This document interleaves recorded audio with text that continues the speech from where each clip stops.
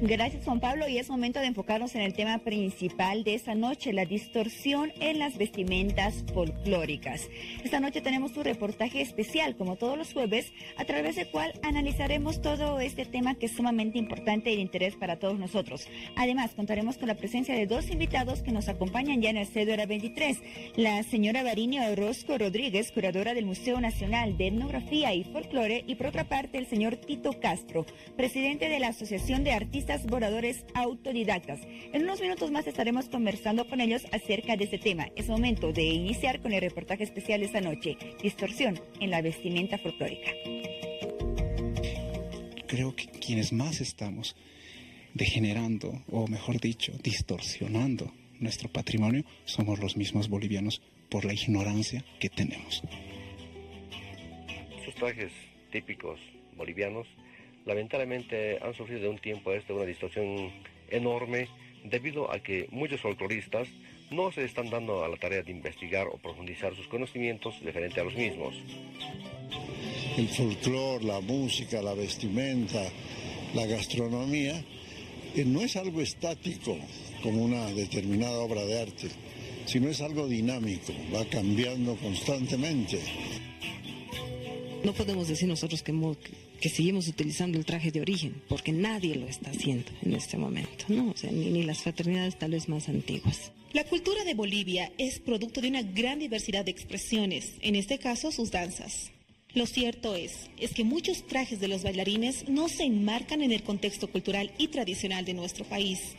Historiadores, bailarines, coreógrafos que participan de este reportaje manifiestan que sí existe una distorsión de la vestimenta de algunos danzarines.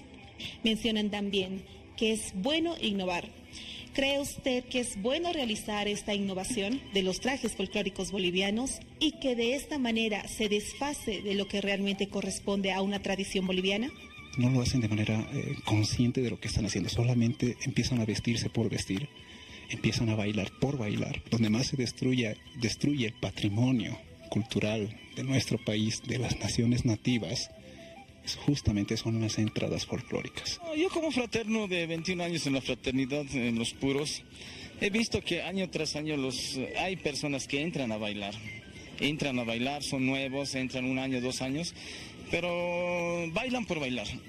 No investigan lo que están bailando. Lo triste de todo ello es que en las entradas universitarias, en las entradas folclóricas, agarran prendas de diferentes naciones culturales y hacen todo una mezcolanza de tejidos y colores. Hay mucha distorsión en realidad en lo que es los trajes.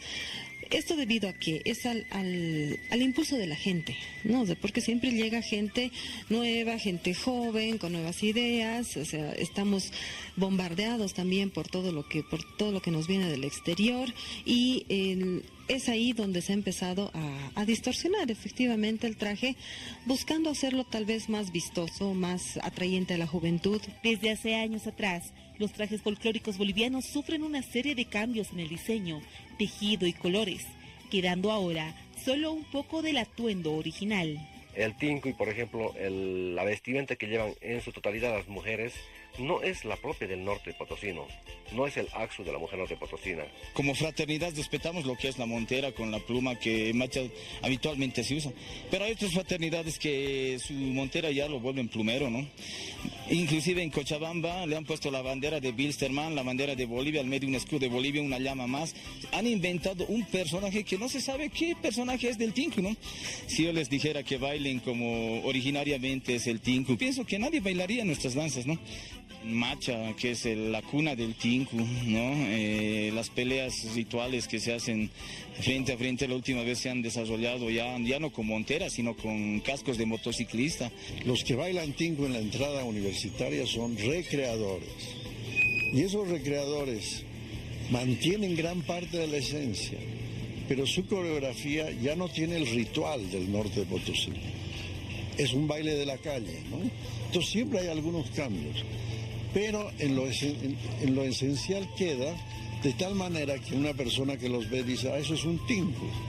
Como folcloristas, como danzarines, muchos opinan de que se debe mantener íntegramente y en su totalidad los trajes tal como nacieron en sus orígenes.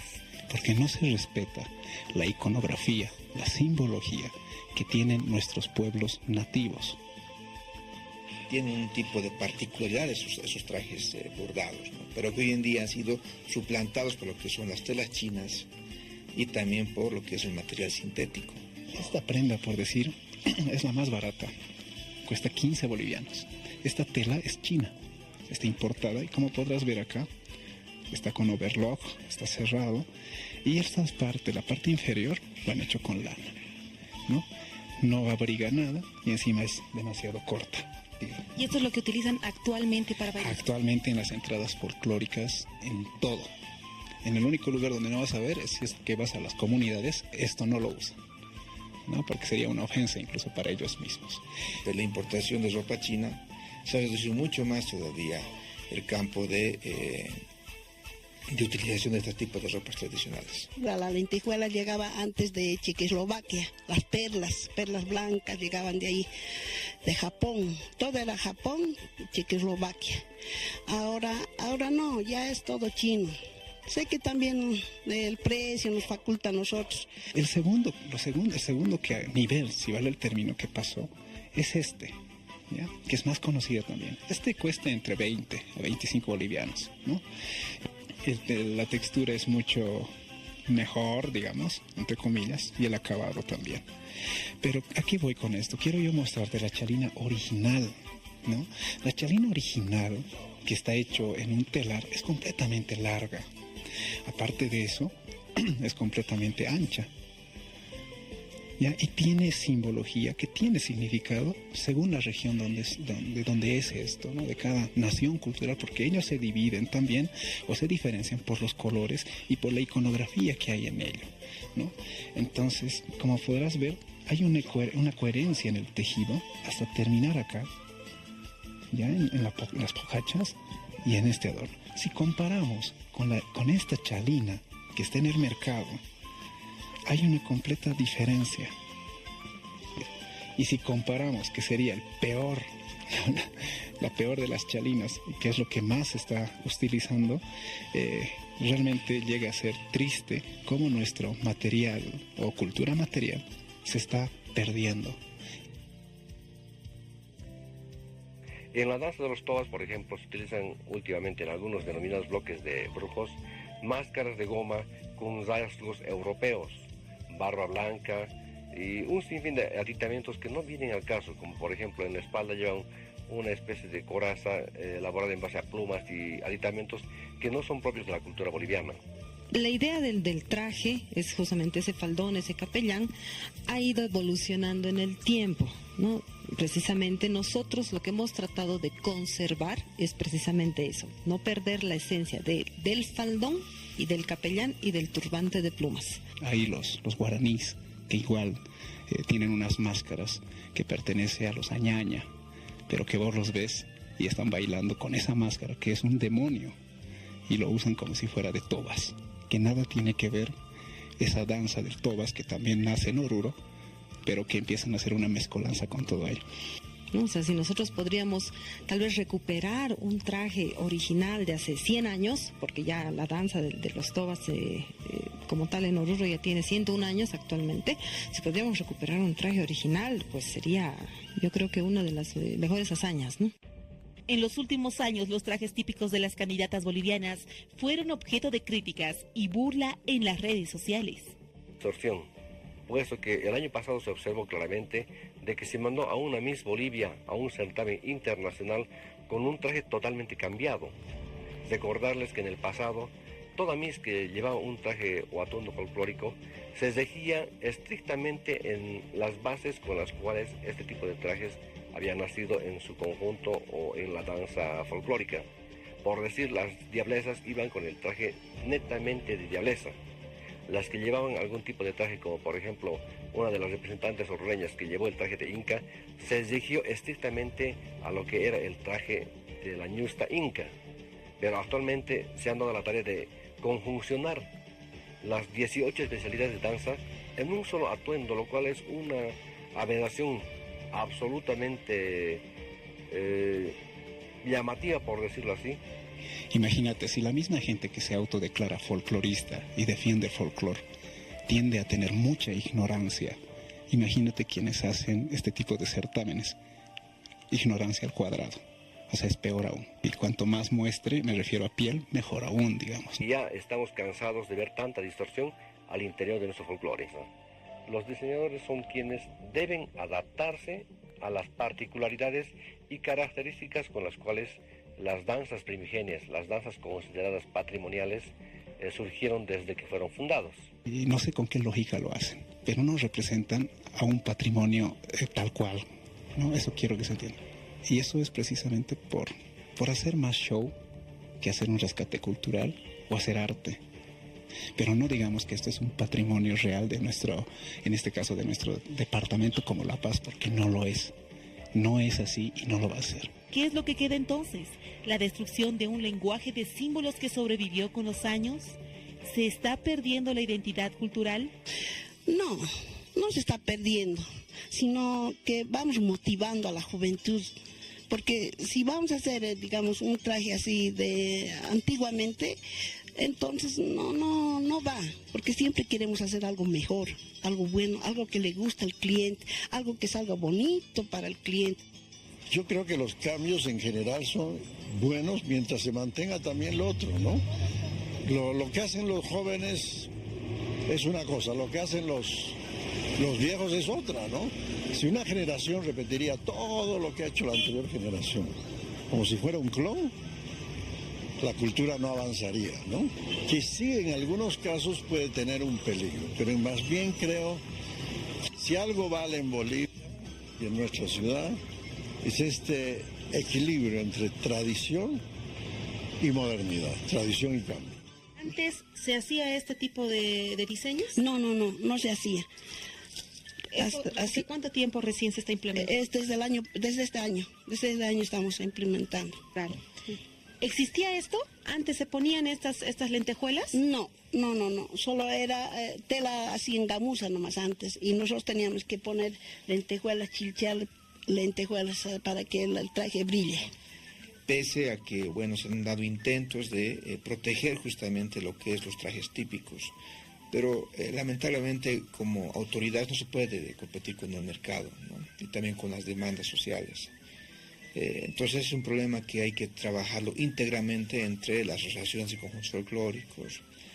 Se ha ido buscando de forma de que se vea mejor, pero sin romper la base, ¿no? Lo que es la esencia del traje en sí. O sea, muchas otras fraternidades de tobas, que son muy pocas en realidad las que todavía conservan, puedo decir, esta esencia del traje, puesto que las otras ya prácticamente lo han distorsionado, no solamente el traje, sino los pasos, inclusive la música en el exterior, ¿no? El año 2011, el caporal fue declarado junto a otras danzas Patrimonio Cultural e Intangible del Estado Plurinacional de Bolivia, a través de la Ley 137. Esta medida fue tomada para evitar y frenar de una vez por todas los intentos de apropiación por parte de los países vecinos. El caporal se va innovando cada año en las telas, colores, las telas brillosas. Las nuevas telas, ¿no? Algunos dicen, no, ya deberíamos usar las telas tradicionales, pero de pronto se imponen las nuevas telas. Ser caporal ha dejado de ser caporal, para empezar. Cuando nace justamente esta danza, ¿no? Lo hacían con chicote. Eso es lo que le daba al caporal justamente el significado de ser un capataz, que de ahí deriva también el nombre caporal. Tú ves en las entradas y casi el 99,9% no utiliza el chicote, utilizan su sombrero y lo utilizan como si fuera platillo volador, lo hacen girar, lo lanzan, o sea, le han dado una dinámica al sombrero que la verdad no entiendo el por qué. En el pasado estaba prohibido distorsionar, hoy en día lamentablemente sí se nota que por querer innovar copiamos figuras, vestimentas, y en muchísimos casos aumentamos aditamentos que no son propios de Bolivia. Antes usábamos tela gamuza, ahora ya es terciopelo licrado, y ahora que ha aparecido este último, la tela tafeta también licrado. Y a mí me da mucha tristeza cuando veo al caporal actual en las urbes, porque esta es una danza urbana también para empezar, pero eso no da derecho a que lo tengamos que deformar tanto. Mantener la esencia de cada danza en los trajes es la prioridad de muchos. Hoy por hoy, sí existen diferentes tipos de distorsión en las vestimentas, coreografías, entre otras. Como le digo, nosotros somos plataformas culturales para otros países. Damos lugar a eso, a Chile, a Perú. En Perú bailan ese pollito que tú me regalaste, aquí en Salay bailan el mismo tema, lo tocan en banda. Entonces, ¿quién está sobando cultura a quién? Para mí, estos cambios que no rompen la esencia y que más bien enriquecen, son válidos. Pues si baila un caporal con ritmo de cumbia, sí se deja de ser caporal. Pero se han adecuado muchos baños, por ejemplo, tradicionales al ritmo de caporal. Y eso me parece que se puede dar. Para mí vale tanto la creación propia como la recreación. Y en eso indudablemente ha influido mucho la presencia de la mujer en el folclore. Antes no participaba, en cambio ahora participa activamente. Y esto ha hecho que aparezcan nuevos personajes. Por ejemplo, en La Diablada había solamente un personaje femenino, la China Supa, interpretada por hombres. Ahora hay casi una decena de personajes, la Diableza, la China Diabla, la China Supa y las virtudes, etc. Entonces ellas han adoptado una vestimenta muy parecida a la del diablo, en versión femenina, pero por ejemplo utilizan ya la pollera corta, etc. Y creo que esos cambios de ninguna manera distorsionan, ¿no? En La Diablada aparecen unos grupos de danzarinas que, si bien como innovación era muy llamativa en sus inicios, pero hoy en día han dado lugar a que aparezcan en el extranjero algunos grupos similares, pero con características diferentes. En vez de llevar las alas de color blanco, llevan una tono de color negro, lo cual da una mala imagen de lo que es nuestra Diablada. Un video que corresponde al año 1948, en el cual se ve con claridad el carnaval de Oruro.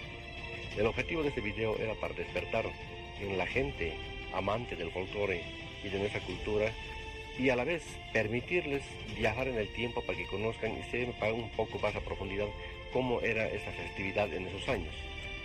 Y el punto principal de este video se concentra en La Diablada, ya que ahí se puede observar claramente cómo eran los trajes, el ritmo y el baile que tenían en esos años, que era enérgico, muy llamativo por cierto, y a la vez también la participación de los pasantes y alfereces. Ahora, lo que queda como bolivianos es respetar la identidad cultural y simbólica de cada danza, no incluyendo otros elementos del exterior o modificar la estructura de trajes tradicionales. Cada danza tiene una historia que contar. Prácticamente nosotros los bolivianos somos los responsables de que se haya distorsionado, se haya tergiversado todo esto de lo que es nuestras danzas folclóricas. Porque nosotros nos han utilizado como plataformas culturales otros países como Chile, Perú, en Puno, en Arica. Nosotros damos lugar a eso. Es muy triste ver cuando nosotros viajamos como representantes, tan lamentable ver cómo una danza de los toas falta que den 2 vueltas más de acrobacia y claro, se ve hermoso para otra gente que no conoce, pero nosotros vemos y realmente nos da mucha lástima ver cómo están transgrediendo la danza. Unas reuniones, unos encuentros de sensibilización con los fraternos, con hacer un convenio entre los bordadores, que en este momento se encuentran soslayados, ¿no? Y de una vez por todas acabe este tipo de distorsión en la cual los últimos años han venido incurriendo muchísimos danzarines al interior de muchos conjuntos y danzas folclóricas. Si ahorita citáramos todas las danzas que tenemos como país, es complicado. Podríamos develar muchas cosas que nosotros vemos en las entradas y que parece que está lindo, pero no lo es. Pero no destruirlo tanto, porque eso da pie a que otros países justamente hagan y deshagan con nuestro patrimonio, justamente, ¿no?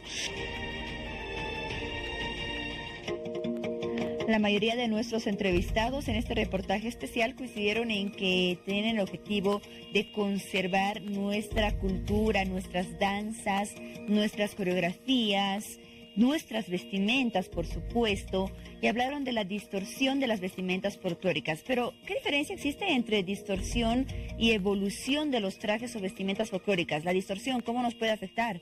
¿Y qué respecto a la evolución? ¿También es mala? ¿Nos afecta? Bueno, vamos a responder algunas de estas preguntas con nuestros invitados que ya se encuentran en el set de hora 23, Varinia Orozco Rodríguez, curadora del Museo Nacional de Etnografía y Folclore, y el señor Tito Castro, presidente de la Asociación de Artistas Bordadores Autodidactas. Bienvenidos a ambos. Gracias. Además, antes de iniciar la entrevista, hacemos un agradecimiento especial a nuestra periodista Yubinka González y nuestro camarógrafo y editor Milton Salvatierra por este reportaje especial enfocado en las prendas folclóricas y su distorsión. Gracias por todo ese trabajo de investigación que realizaron. Varinia Orozco. Y la misma pregunta para Tito Castro. ¿Qué entienden ustedes por distorsión de nuestras vestimentas folclóricas? Comenzamos con usted, Varinia. Mira, para mí la distorsión sería el cambio de la esencia, ¿no? El cambio de la danza en su esencia. Pero para mí la evolución es más bien el cambio de las vestimentas que se han ido dando a lo largo del tiempo, ¿no es cierto? Tú puedes ver, por ejemplo, como un ejemplo, el traje de la morenada. El traje de la morenada ha ido cambiando a lo largo de los años. Si ves los trajes más antiguos de los años 80, por ejemplo, son trajes muy, muy simples, ¿no? De 1980. Hablamos de los morenos. Estamos hablando de los morenos. Perdón, si podríamos describir así brevemente, por ejemplo, cuáles son los cambios que se han dado, la evolución que se ha dado en los trajes de los morenos. Por ejemplo, los primeros trajes están hechos exclusivamente en bastidor. Esto quiere decir que están bordados completamente. Los primeros trajes que tenemos, por ejemplo, en las colecciones del Museo Nacional de Etnografía, están hechos con hilos encadenados de metálicos. Ahora, por ejemplo, se utiliza el entrefino, que es un hilo más plástico. Otros cambios que han habido en los trajes, por ejemplo, son los trajes primeros son mucho más simples. Los trajes posteriormente han ido creciendo, ha ido aumentando la iconografía también. Tenemos aumento, por ejemplo, de charreteras, mayores elementos que han ido apareciendo en los trajes. ¿Y usted está de acuerdo con esos cambios? Sí, son cambios que se han ido dando a lo largo del tiempo y que se han ido quedando entre los fraternos también, entre los bordadores, ¿no? O sea, hay muchas diferencias también que se han ido quedando, ¿no? Muy bien, don Tito Castro, ¿usted está de acuerdo con esos conceptos que tiene la señora Varinia Orozco acerca de lo que es la evolución y la distorsión de las vestimentas folclóricas? Bueno, estaríamos de acuerdo en parte. A ver, ¿por qué en parte? En parte, ¿por qué? Porque, mire, distorsión, en realidad, distorsión es cambiar la esencia básica de lo que es el moreno. Y no ha habido esa distorsión. No ha habido. Sí, como la señora dice, ha habido un cambio en cuanto al trabajo artesanal. Ahora, lastimosamente, estamos en un proceso de extinción de los bordadores. Nosotros, dentro de nuestro trabajo del bordado, habíamos hablado desde hace muchos años de fundar una escuela que se llama de bordado. Para eso teníamos que tener la ayuda del Ministerio de Cultura, pero no hay. Los bordadores antiguos están falleciendo, ya el bordado en bastidor está desapareciendo. Sí hay todavía, pero para hacer un traje tardan un mes. Meses. Imagínense hacer miles de trajes. Ahora ya la gente ya se va a lo más fácil. Están haciendo hilo envuelto, yo no lo vería como distorsión, simplemente están apurando el trabajo, están tratando de darle la esencia, pero la esencia verdadera es la que dice acá la señora, que deberíamos conservar siempre, ¿no? Pero no se puede, porque los mismos maestros bordadores que tenían sus técnicas especiales están ya en proceso de extinción, como le decía. Muy bien. Señora Varinia, ¿qué ocurre, por ejemplo, cuando vemos algunas danzas, algunas vestimentas, sobre todo por parte de otros países, que son coreografías que desconocemos y las vestimentas tal vez salen de lo común o de lo que nosotros conocemos como los modelos tradicionales de nuestras danzas? Me refiero, por ejemplo, a la morenada, caporales, la diablada. ¿A ellos sí podríamos llamar distorsión? Bueno, si estarían cambiando, por ejemplo, el baile, la música, sí podríamos llamarla distorsión, ¿no? Porque tú sabes que la morenada, la diablada, tiene una cadencia, tiene un ritmo, tiene cierto tipo de vestimentas. Si se cambia todo eso, si se cambia ese sentido, por supuesto que es distorsión, ¿no? Entonces, si se mantiene estas cosas, no es distorsión. Ahora, ¿cuánto nos afecta esa distorsión? ¿Y de qué manera? A nosotros en realidad no nos afecta. Los afectados deben ser ellos. Nosotros tenemos que mantener nuestra esencia cultural. Nosotros, como decía la señora, tenemos que mantener la melodía, el ritmo. Inclusive en la diablada hay relatos. Cuentan una historia en la morenada. Es muy hermoso. Por ejemplo, en la cuyahuada también es otra historia. La gente debería saber de que en la cuyahuada la careta de los apuri tiene 3 caras. Y cada careta tiene su historia. Eso es lo que nosotros sabemos. Y es bonito, sería bonito de que mediante el Ministerio de Cultura comencemos a escribir todas esas historias para que se sepa cómo es, de dónde viene y por qué se baila, porque cada danza tiene su origen. Por ejemplo, los hilanderos son los que bailan, ¿qué se llama? Con el famoso guapuri, ¿no? Entonces, eso tiene su historia y hay gente que conoce muy bien respecto a eso dentro de nuestra institución. Conocen, o sea, tenemos prácticamente gente que debería ilustrar en libros para que conozca la gente la verdadera identidad de cada danza. Muy bien, muy importante. Señora Varinia, vamos a revisar algunas opiniones que tienen ciertas personas que aprecian distorsión en las vestimentas o en las danzas folclóricas. Ellos aseguran de que han visto en distintas entradas, en las más importantes que tiene nuestro país, como festividades como el Carnaval de Oruro, la entrada de Gran Poder, hablamos también de Chutillos, de Urcupiña, de que aprecian algunas distorsiones en los trajes folclóricos. Por ejemplo, dicen, en el caso de los incas, se dijo que si bien en los últimos años se han estado presentando con trajes muy interesantes, en algunos casos parecen más trajes egipcios que al de los incas de la época prehispánica. ¿Está de acuerdo? Por ejemplo, ¿usted ha visto alguna vez una distorsión en el traje de los incas de ese tipo? Mira, así con este estilo egipcio, la verdad nunca lo he visto, ¿no? O sea, sí he visto que han puesto mucho brillo a los trajes, ¿no?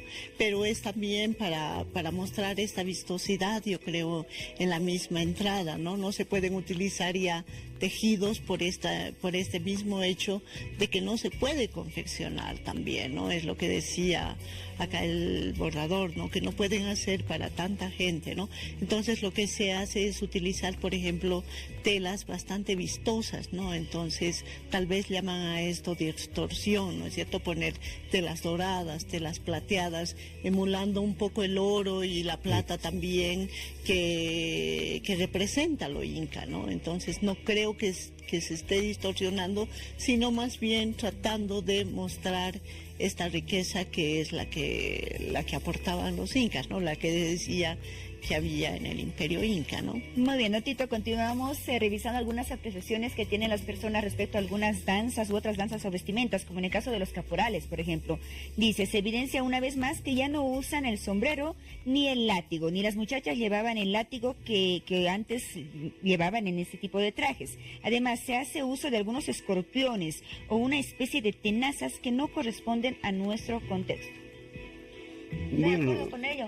¿Alguna vez alguna fraternidad, por ejemplo, usted como bordador le ha pedido que pueda incorporar esos elementos, escorpiones, tenazas, langostas, también se refieren en los trajes o en las vestimentas de algunas danzas folclóricas? No, nunca he visto que haya habido langostas, escorpiones, sí. Hay, inclusive le ponen el nombre a cada bloque, los escorpiones, entonces la figura que van a ponerle como distintivo es un escorpión. Pero eso es parte del contratante, el que pide. Dice, yo quiero que me lo pongan acá un escorpión o quiero algo distintivo con su danza, es decir, con el nombre de su grupo, ¿no es cierto? Entonces, no es verdad. Muy bien, dicen, en el caso de los negritos, por ejemplo, las muchachas han dejado de usar las polleras y más se ven como mujeres caribeñas con la falda larga, un tipo de danza del cha-cha-cha o algo por el estilo. Sí, doña Marinia. Sí, alguna vez he visto estas expresiones, ¿no? Como emulando un poco los bailes del Caribe, efectivamente. Pero no sé, ¿no? O sea, han empezado a prohibir también en el Gran Poder, o sea, que se quite este tipo de elementos que no son propios de la danza, ¿no? Es más, en los negritos, por ejemplo, se les ha pedido que ya no se pinten el rostro, ¿no? Por las cuestiones de racismo y discriminación que me parecen acertadas también, ¿no? Porque nosotros no tenemos nada que ver con el Caribe y no sabemos que no hay estas expresiones de baile, por ejemplo, en nuestro medio, ¿no? Entonces, es así, es una distorsión, ¿no? Me parece. Muy bien. Cuando hablamos de distorsión de las vestimentas folclóricas, no solamente nos referimos a distintas festividades como el Carnaval de Oruro, como el Gran Poder, como la entrada de Urcupiña, también hace mucha referencia a lo que es la presentación de trajes folclóricos en pasarelas, por ejemplo, en concursos de belleza, desfiles de pasarelas, donde se muestra también los trajes folclóricos de nuestro país, pero con algunos modelos que no son los que usualmente podemos apreciar en las distintas festividades. Sí, hemos visto, por ejemplo, en algunas presentaciones, por ejemplo, de Miss y qué sé yo, ¿no? Que ponen algunos elementos que no corresponden, ¿no es cierto? Pero supongo que es porque está sacado de contexto también, ¿no?